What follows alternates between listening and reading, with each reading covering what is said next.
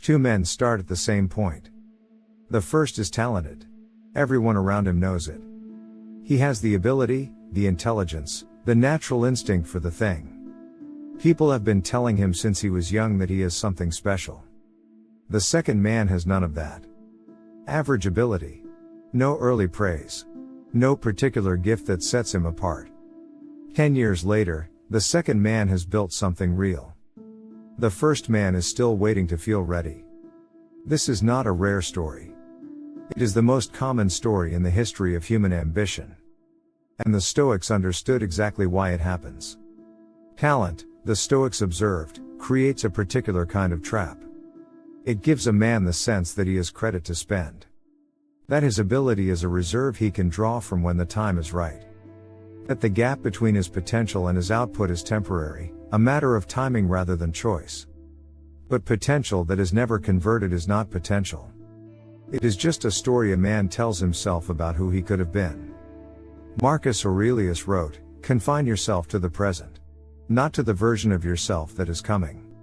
Not to the potential you are saving for a better moment. The present. The action available right now." Consistency is the daily choice to convert potential into something real, regardless of whether the conditions feel worthy of the effort. Talented men fail in a specific and predictable way. They wait. Not lazily. Not without ambition. They wait with a kind of intelligent patience that feels like strategy but is actually avoidance dressed in sophistication. They wait until the idea is fully formed. Until the conditions are right.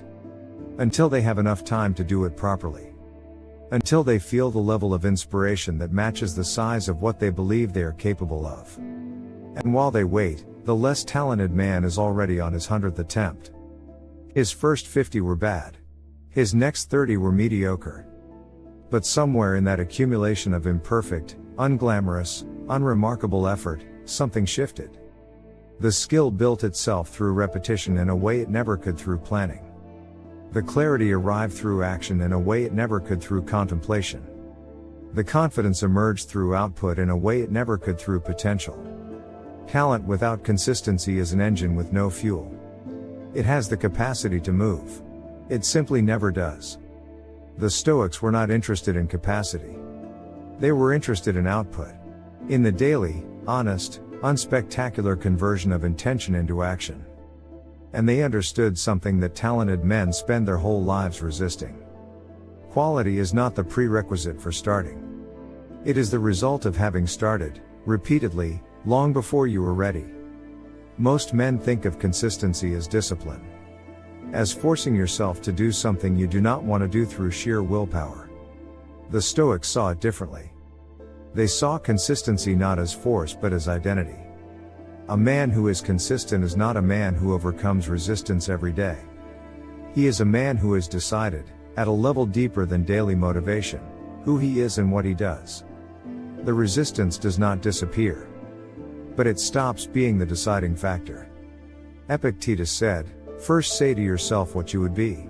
Then do what you have to do." That sequence is everything. First the identity. Then the action. Not, "I will try to be consistent." But, "I am the kind of man who shows up. Therefore I show up." The shift sounds small. The effect is enormous. Because a man who is negotiating with himself every morning about whether to do the work will eventually lose that negotiation. But a man who has settled the question at the identity level is not negotiating anymore. The question is already answered. The only thing left is execution. That is the Stoic version of consistency. Not willpower. Not motivation. Not discipline as punishment. Identity expressed through daily action. The practice is simpler than most men want it to be. Choose one thing that matters. One direction that is genuinely yours. Not 10 things. One. And then show up for it every day, at the same time if possible, with the same commitment regardless of how you feel about it that morning. Not for a week. Not until it gets hard. Every day. For long enough that missing it would feel like a violation of something real.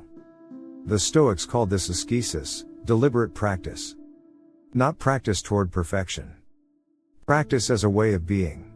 Practice as the thing itself, not the path to something else. The second part is removing the performance from the process. Consistency dies when a man needs external validation to sustain it. When the views, the feedback, the recognition become the fuel.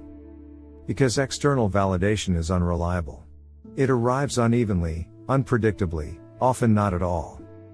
A man whose consistency depends on it will stop when it stops coming. The Stoic alternative is simpler and harder: do the work because it is yours to do. Not for the result. Not for the recognition. Because this is what you do, and who you are, and that requires no external confirmation to continue. Talent is a starting point. Nothing more.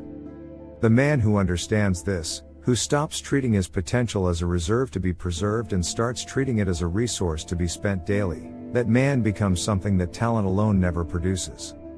He becomes reliable. To himself. To his work. To the people watching. And reliability, compounded over years, builds the kind of legacy that no single act of genius ever could. The talented man is still waiting for the perfect moment. The consistent man already arrived. Walk the path. Remain steady.